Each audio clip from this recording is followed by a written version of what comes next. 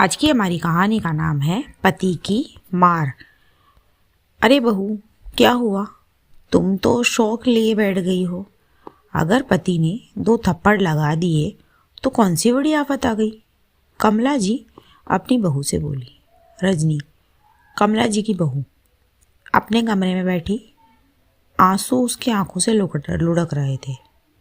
दिल भारी था क्योंकि उसके पति विनय ने उस पर हाथ उठाया था। कमरा शांत था लेकिन उसके दिल में तूफान मचा हुआ था। पर उसकी सास ने आते ही उसे ये कहा। कमला जी की आवाज़ में थोड़ी नाराज़गी और थोड़ी तसल्ली दोनों थी।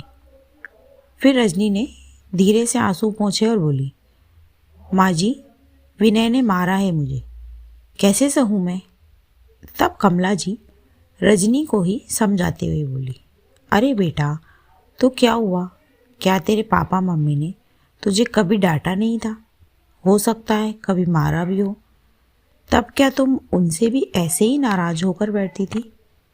तेरे पति का भी तो हक है कि वे तुझे समझाए, डांटे। जैसे कि तेरे पापा तेरी जिम्मेदारी उठाते थे, वैसे ही अब तेरा पति भी तो तेरी जिम्मेदारी उठाता है। और जब तुम उसे जवाब दोगी तो गुस्सा तो आएगा। उसे जवाब मत दिया करो, समझी? फिर कमला जी ने रजनी का हाथ पकड़कर उसे उठाया, धीरे धीरे रसोई में लेकर गई। कमला जी ने रजनी के लिए खाना बनाया और उसे खिलाया। रजनी चुपचाप खा रही थी लेकिन दिल में गुस्सा और दर्द दोनों ही था। फिर शाम को पड़ोसन आई। कमला जी रजनी को चाय का बोलकर उनके पास आकर बैठ गई और उससे बोली, अरे बहन जी, क्या बताऊं, सुबह से मुंह सुजा रखा था बहू ने तो। पति ने मार दिया, खुद उसको जवाब देती है ये।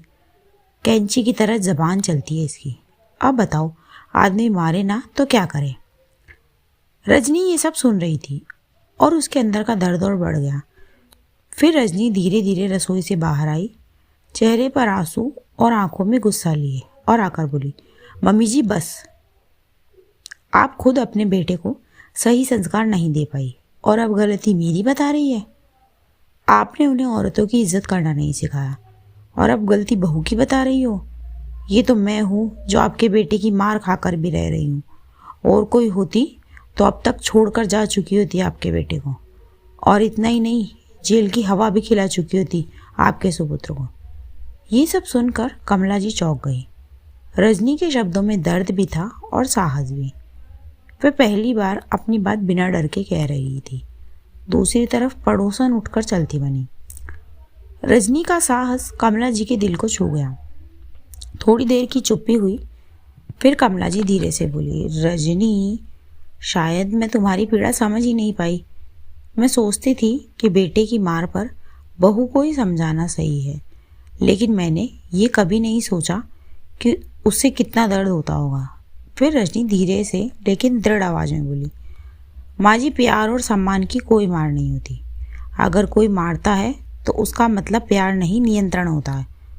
और अब मुझे अपने हक की आवाज़ उठानी ही पड़ेगी।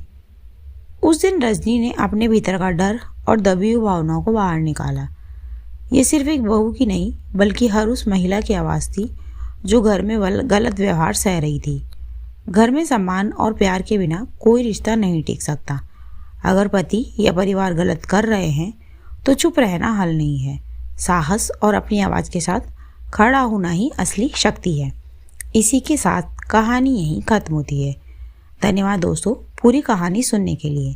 अगर कहानी अच्छी लगी हो तो लाइक, कमेंट और शेयर करना ना भूलें। और हाँ, रोज़ाना ऐसी ही नई नई कहानियाँ सुनने के लिए मेरे चैनल को अभी सब्सक्राइब कर लें। मैं मिलती हूँ आपसे अगली कहानी में। तब तक अपना और अपने परिवार का रखिए ख्याल। थैंक यू सो मच दोस्तों। Thanks for watching.